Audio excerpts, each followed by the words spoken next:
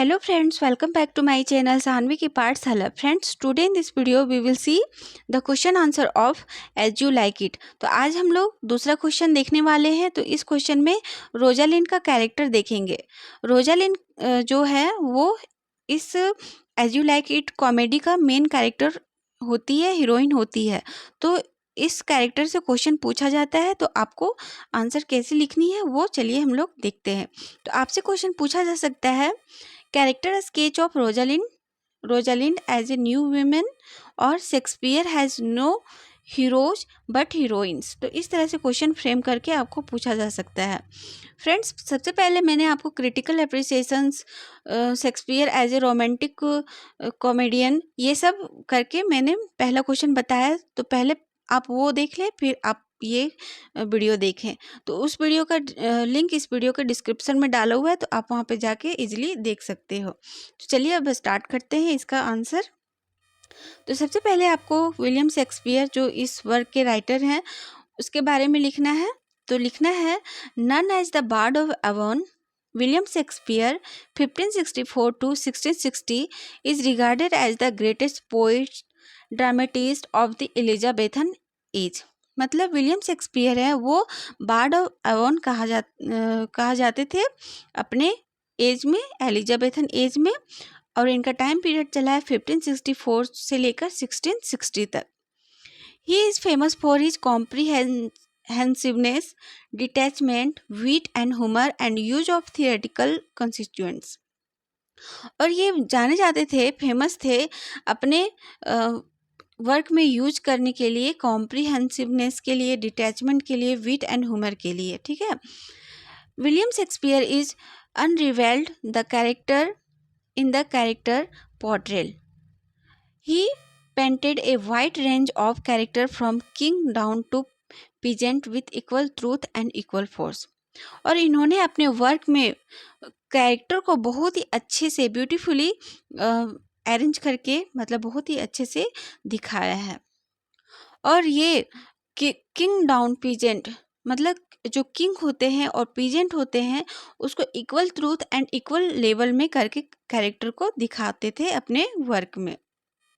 तो as you like It में कैसे इन्होंने दिखाया है वो चलिए देखते हैं. रोजालिंड को, as you like it present Shakespeare as a wonderful delineator of character.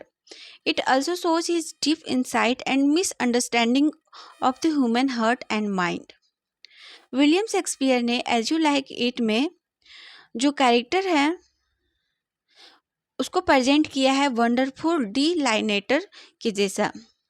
और इन्होंने दिखाया है कि किस तरह से इनके जो कैरेक्टर है वो डीप इंसाइट एंड अंडरस्टैंडिंग होते हैं by heart and mind.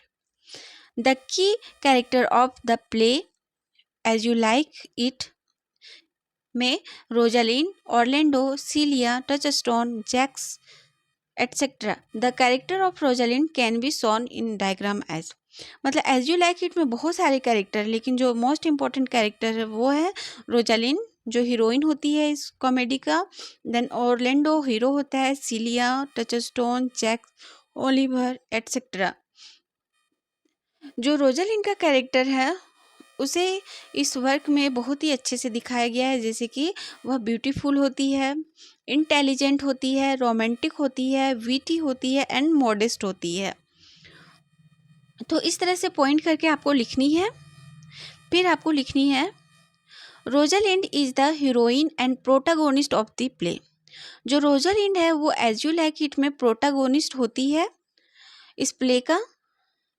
C is daughter of exile Duke Senior and niece of his brother Duke Frederick. और इस वर्क में जो रोजालिंड है वो ड्यूक सीनियर के बेटी होती है और भतीजी होती है ड्यूक फ्रेडरिक की. Her father is banished from the kingdom. उसके जो फादर होते हैं ड्यूक सीनियर, वो बेनिस किए जाते हैं अपने छोटे भाई के द्वारा अपने किंगडम से. Then she meet Orlando, one of her father's friend's son, and fall in love with him. एक दिन जो रोजालिंड है वो ऑर्लैंडो से मिलती है और प्यार में पड़ जाती है. After angering her uncle, she left his court and exile in the forest of Arden. जब रोजालिंड को पता चलता है उसके अंकल की सच्चाई कि ड्यूक फेडरिक जो उसके अंकल है उन्होंने ही उनके फादर को एग्जाइल करके फॉरेस्ट ऑफ आर्डन में भेज दिया है, तो वह बहुत ही ज़्यादा गुस्सा हो जाती है और उस किंगडम को छोड़ के खुद फॉरेस्ट ऑफ आर्डन की ओर चली जाती है। And she disguised as a shepherd named Ganymede, और वह जंगल में जाती है खुद को भेष बदल के गैनेमेड एक मर्द के रूप में। Rosalind live with her sweet and devoted cousin cilia. जो रोजालिंड है वो अपने अंकल के बेटी सिलिया के साथ उस जंगल की ओर चली जाती है। सिलिया भी अपना भेष बदल के चली जाती है उसके साथ। Eventually Rosalind is united with her father and married to her faithful lover Orlando. और इस कहानी के अंत में रोजालिंड है वो अपने father forest of Arden sir Roland जो ड्यूक सीनियर है उससे मिल जाती है और ऑरलैंडो से भी शादी कर लेती है। Rosalind is a very resourceful character. She had been living in adverse circumstances in the palace as well as in the forest of Arden, but she did not lose her heart. जो Rosalind है friends, वो बहुत ही resourceful character थी, बहुत ही समझदार थी।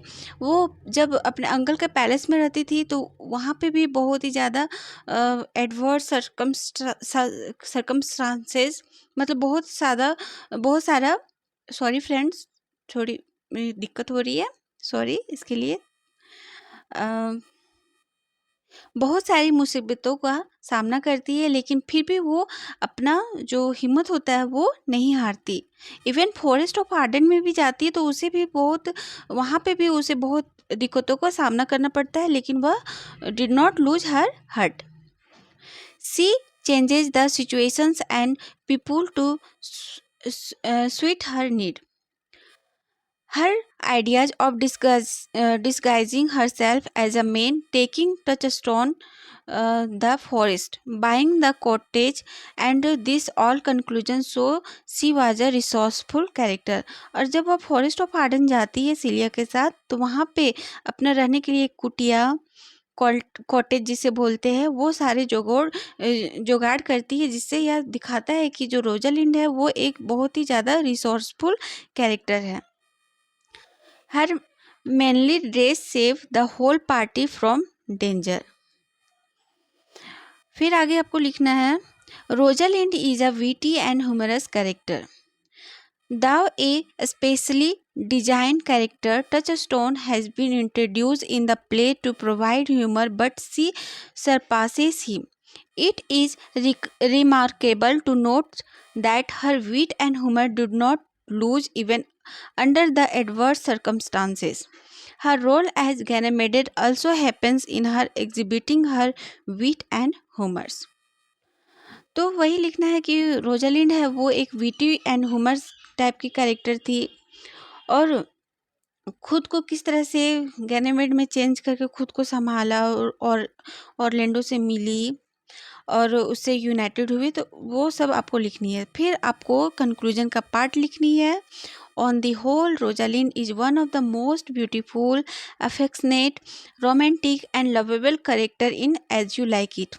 She proves Hazlitt's right that Shakespeare has in his comedies only heroines and no heroes. Since Hazlitt है, William Hazlitt ने शेक्सपियर को बोला था कि शेक्सपियर ने अपने कॉमेडीज में केवल हीरोइंस का यूज़ किया है, कोई हीरो का यूज़ नहीं किया। तो यह जो कॉमेडी है वो सही प्रूव करती है। तो इन दिस वे यह जो कैरेक्टर रोजालिंड का जो क्वेश्चन आंसर है वो ख़त्म होता है। फिर आपका जो कैरेक्टर है मोस्ट इम्पॉर्टेंट वो है ऑरलैंडो का। ऑरलैंडो सिंस हीरो होता है इस कॉमेडी का, तो इससे भी क्वेश्चन पूछे जा सकते हैं। तो मैं यहाँ पे आपको बता नहीं रही हूँ, सिर्फ आपको क्वेश्चन आंसर दे रही हूँ। आप इसे पढ़ लीजिएगा और क्वेश्चन आंसर लिख सकते हैं इसे पढ़ के। या नोट्स है वो आपको टेलीग्राम चैनल सानवी की पाठशाला पे मिल जाएगी।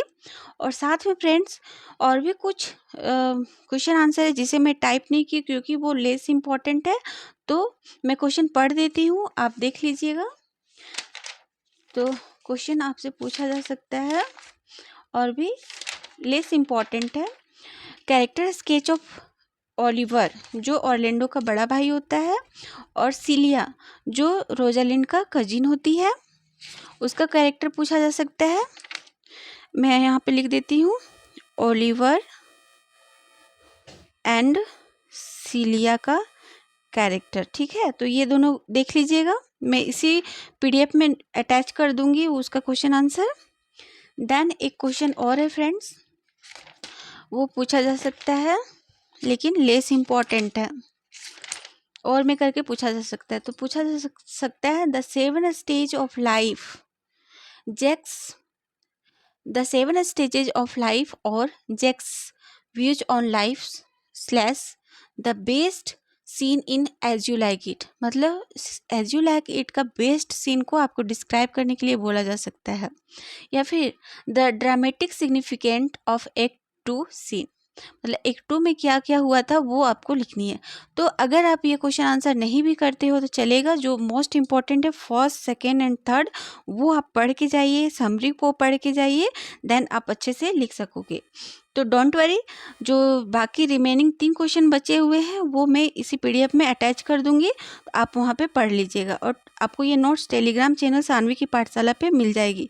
और बहुत ही जल्द सारे यूनिट ख़त्म हो चुके हैं सेमेस्टर 1 एंड 2 का, तो उसे भी मैं ई बुक के फॉर्मेट में सारे question answer with MCQ question जो पूछे जाते हैं सेमेस्टर एग्जाम में, तो उसको भी मैं अपलोड कर दूंगी, तो आपको इजीली से नोट्स मिल जाएंगे। साथ में आप ये वीडियो देखेंगे तो और भी बेनिफिशियल होगा, डबल बेनिफिट। ठीक है, तो मिलते हैं नेक्स्ट वीडियो में, तब तक के लिए thank you, bye bye, take care.